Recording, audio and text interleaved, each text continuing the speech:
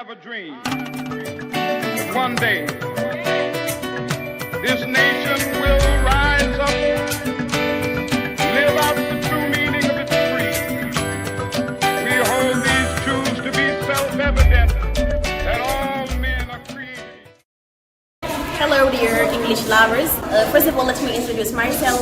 My name is Ami Labu. I am a student of the English department. I am in L3 option Literature and Civilization. So today we have the great honor to have an interview with one of the most admired professors here at the English department. But before to enter in her office, let me first give the possibility to the other members of the press committee to introduce themselves. Good afternoon, everyone. My name is Abdulaziz. I'm the chairman of English Club as well as a member of this committee, the press committee. It's a great privilege for me to share with them this opportunity, great opportunity to go and have an interview with Dr. Diallo. Hello, the English lovers. I go by the name of Sheikh Hussein, member of the press committee. And as my sister said a while ago, today we have the great opportunity to go and make kind of interview with one of our professors here in the English department, and her name is Dr Diallo, so as to know about her experience here in campus and things like that. And through that opportunity also we meet other students and professors of the university, so as to talk to them, and this is a big opportunity, and I think every English lover will love it. Thanks. Good afternoon, everyone. My name is Mahmoud, student of English department, specialized in literature and civilization, and member of the press committee. And I think that we're gonna learn a lot, and we're gonna enjoy about this interview. Thank you so much. Good afternoon, everybody. I go by the name of Samara Oleka. I'm part of the press committee, and as my brother and sister said, we need to interview that part. Hello, everybody. My name is Dr Diallo, student of in this English department, L3 option linguistics, and it will be a great pleasure to interview our honorable teacher, Dr. Diallo. Thank you. Okay, so without further ado, let's go together in her office. Okay, so first of all, dear professor, thank you for giving us the possibility to have an interview with you, and let us express the joy that is ours at the moment, because I don't know if you know it or if you don't know it, but you are one of the most admired professors here at the English department, and it's a privilege for us to have you allowing us to have this interview with you. Well, so the first question that we are going to ask you is, if you were asked the following question, meaning who is Dr. Diallo, what would be your answer? First of all, I would like to thank you for giving me such a good opportunity to talk with you, exchange with you on about issues that you will highlight maybe in your interview. So it's an interesting question, but my answer will be very simple. I am an ordinary person, a teacher, a woman, a mom, so who has two passions in her life. First, my family, and second, my job as a teacher. Full stop. This is what I have to say about me. Okay, yes. So the second question is, when you were a student of this English department, what was your experience, the experience you got like from the English club? Well, the English club, I should admit, were more dynamic than what we have now. It's not a way to criticize you, but just to urge you maybe to work harder than what you know. I guess that you work hard already, but just to boost you in order to make more effort.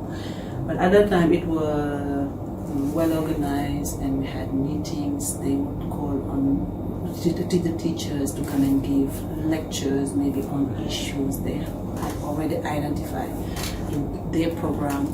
We had also fun, but we used to have fun and learning. So the English club was some other way for us, both you and the teacher, to learn and to exchange, learning from one another, but also to change on some issues, some important questions. So it was one of the ways for everybody to learn, but also to know more one another, but also to teach and to interact. It was really a good experience. And I know that you are on the right track. So we invite you also maybe to get some inspiration from what was done in the years that have gone by, and in order to improve, your activities, which are still very important for everybody, for you and I also. Okay, so thank you. For the first question, how do you handle your two status? On the one hand, as a married woman and a mother, and on the other hand, as a professor. It's a warrior task. You need to be psychologically strong. We live in societies where it's hard. First, it's hard to be a girl, but it's harder when you are a teacher or when you have a job and when you are a mom at the same time, because you need to handle both in a good way. And sometimes it's not that easy. Well, if you want to be a good mom, so you should take care of your houses, as taking care, because we are in a patriarchal society, and you all know what all this means. You should see to the needs of everybody in the family. You are the central, the backbone of the family, as a mom and as a wife. On the other hand, if you have a job as me, if you are a teacher, it's harder, because job like teaching, you need to get ready for the course in the night, you need to work again on the course, you have food tomorrow. So it's a very difficult, war that you wage on a daily basis. But with passion, as I said, when you are a passionate person, when you love your family, when you love your job, and when you want to succeed, because all this is wanting will. If you want to succeed, I'm sure that you will make it in the end, but also with the help of your family, because you need to have a man and a family entourage who will understand you and who will help you, who will know that you are on war. You need to be a good teacher, but also you need to be a good wife. So it's important then to be first you. You need to be strong, psychologically, well organized, know how to organize things, when you should do this, when you should do that, when you should take care of the men, when you should take care of your courses, when you should do this. So well organization first, psychological strength, and help from those who love you, because I know that if your husband loves you, your family loves you, they will, be there for your work, they will help you, they will boost you in order to move forward and make things get better.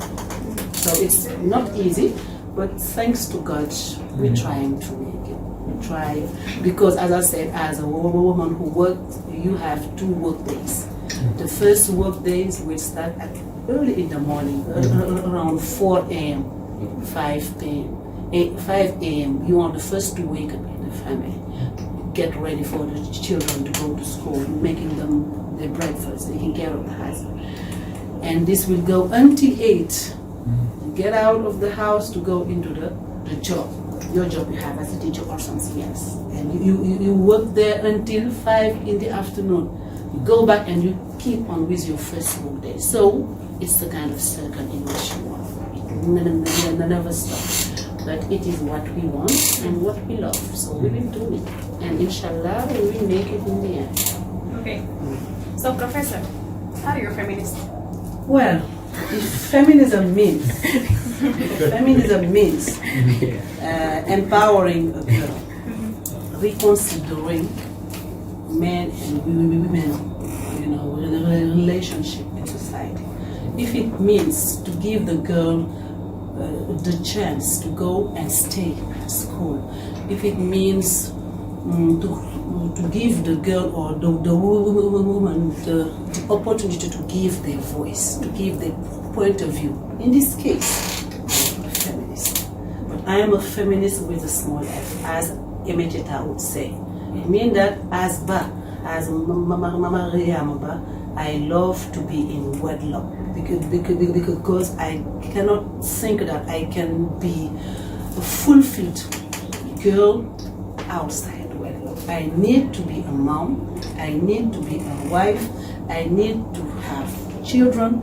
I need to fight for my children. I need to do this. So I am a feminist if it is with small f. If it means to take care of the woman, if it means to hear their voice, if it means to stop oppressing them in the society. In this case, I am a feminist with a small f. So, is there a feminist woman writer here in Africa who you particularly admire? As I was saying, because she is a woman, and Ba also, from Senegal. Those two have so many children. They were intellectuals, but they knew that their life cannot be cut from marriage and being with a man. And because they were aware that their first role in society was to bear children and to be wives and to be, to be a feminine. Because it's not the same thing with feminist. When you are a feminine, you highlight your femininity. You show where you should show the man that you are a wife. You are a young wife, as we say in Holland. So making the part between your being a wife and a wife who should know how to take care of the house and the home. And on the other hand, you are a fighter like everybody outside in the society. You fight for the society. You work for the society. You take part in the building of the society. So these two should be highlighted. And those two writers had well succeeded in those 2 points. They are mothers, nice wife, but great intellectuals, admirable intellectuals. So I am on that path, and I hope that I am trying to succeed. I don't know yet, but I'm trying to work on this field in order to succeed. Okay, so for the last question, what are the advice that you can give to the students that can be considered as keys to open the doors of success in their studies? Love themselves, love their country, invest in themselves, be aware of their role in society. It's not easy. It's not easy to be aware of what you should and what you need to do, not for yourself, but for the others and for the nation. That's not so easy. Sometimes we are on our own interests. We are self-centered, egocentric, egoist, I should say, selfishness. But if you want to succeed, first you need to identify your desire, your objective in life, what you want to be in life. We, as early as first year, we knew, for instance, what we wanted to do when we would be in third year. So this is being aware of what you want, knowing where you come from. If you know where you come from, you will be able to identify the objectives that are important for you in your life. And if you have identified your objective, your aim, you will put all the means in order to work out those objectives. And you will be able also to succeed in your study. If you succeed in your study now, you are empowered enough to take part in the building of a nation.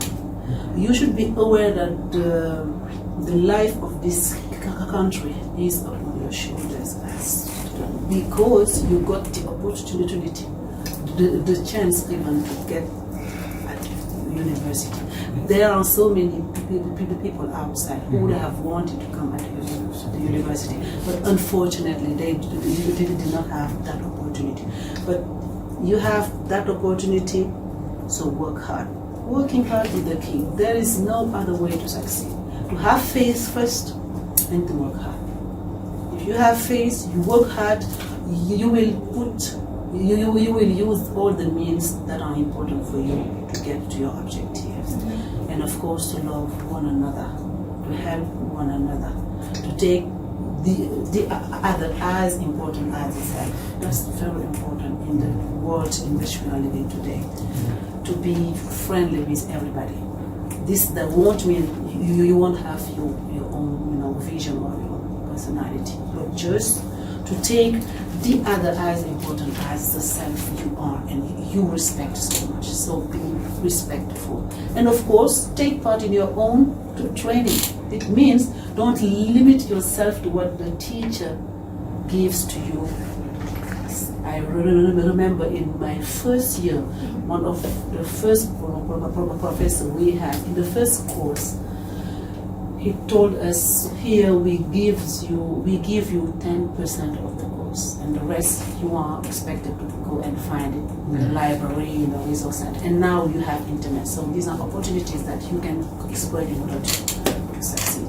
So these are the few advice I wanted to give you, because, and I know that you have already those advice in you. So it was just a way to remind you of that. So, Professor, your last word? So my last word will be to thank you and to say how happy I was to talk to you, to share with you the few, this few information we have, and to encourage you and to ask you to work hard and to think about your family, your mom, your father, all the sacrifices they made so that you come to where you are today. To be good men and good women, and to serve yourself and the society. And that's all I have to say, to thank you and to wish you good luck for everything. Thank you. That was all for the interview. I hope that you appreciate it. And as you know, those kind of things are really important. Having those kind of discussions with our professors, since they give us some advice that we can apply something like this, so as to be able to follow them and succeed in our studies. See you next time. I have a dream. One day, this nation will rise up, live out the true meaning of its creed. We hold these truths to be self-evident.